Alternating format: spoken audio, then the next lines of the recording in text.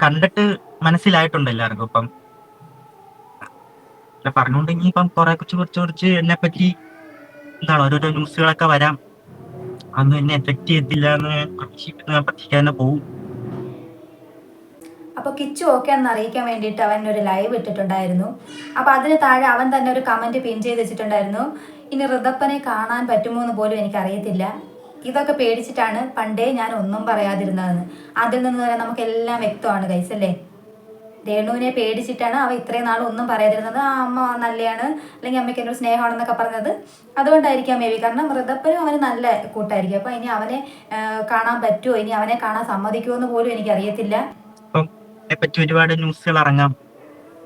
ഇപ്പൊ പറയാൻ ഈ ഒരു പെണ്ണിനെ കയറി പീഡിപ്പിച്ചെന്ന് വേണമെങ്കിൽ വരാം ന്യൂസുകളൊക്കെ. എന്താണെങ്കിലും ഞാൻ അതിനൊന്നും മൈൻഡ് ചെയ്യത്തില്ല. ഇത്രേ ഉള്ളൂ. ഞാൻ ആ പറഞ്ഞ കാര്യങ്ങളൊക്കെ ആർക്കും മനസ്സിലായെന്ന് തോന്നുന്നു.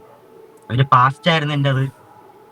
ഞാൻ ഓക്കെ ആയിട്ട് നിൽക്കുകയാണ് ഇപ്പം. ഹാപ്പിയാണ്, കുഴപ്പമൊന്നുമില്ല. കൊല്ലത്തെ വീട്ടാടൊപ്പം നിൽക്കുക.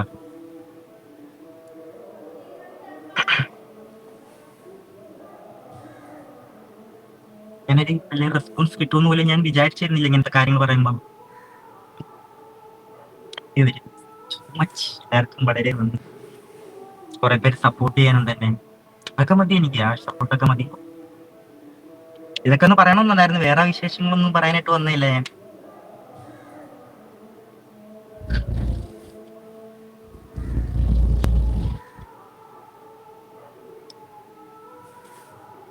ഇങ്ങനെ അമ്മേനെ മാത്രം ഫോക്കസ് ചെയ്യല്ല, എന്റെ മൊത്തം കാര്യങ്ങളാണ് ഞാൻ പറഞ്ഞിട്ടുള്ളത്.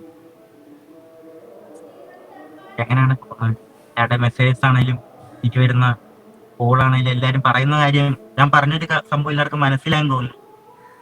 വളരെ നന്ദി എന്നെ മനസ്സിലാക്കിയത്. ഇപ്പൊ ഓരോരോ ന്യൂസുകളൊക്കെ ഇനി വരാം. ഒക്കെ വരാമെന്നൊന്നും അറിയത്തില്ല. ഇതിൽ നിന്നൊക്കെ നമുക്ക് എന്തായാലും ഉറപ്പായിട്ട് നമുക്ക് വ്യക്തമാണ് രേണുവിൻ്റെ കള്ളക്കളികൾ. ഇനി അവർ വന്ന് കരഞ്ഞിട്ടും വേറെ ആരെങ്കിലും കൊണ്ട് വീഡിയോ ചെയ്യിപ്പിച്ചിട്ടൊന്നും ഒരു പ്രയോജനമില്ല. എന്തായാലും എല്ലാവരുടെയും സപ്പോർട്ട് കിച്ചുവിന് തന്നെ ആയിരിക്കും. കിച്ചുവിൻ്റെ കൂടെ എന്നും എല്ലാവരും കാണുകയും ചെയ്യും.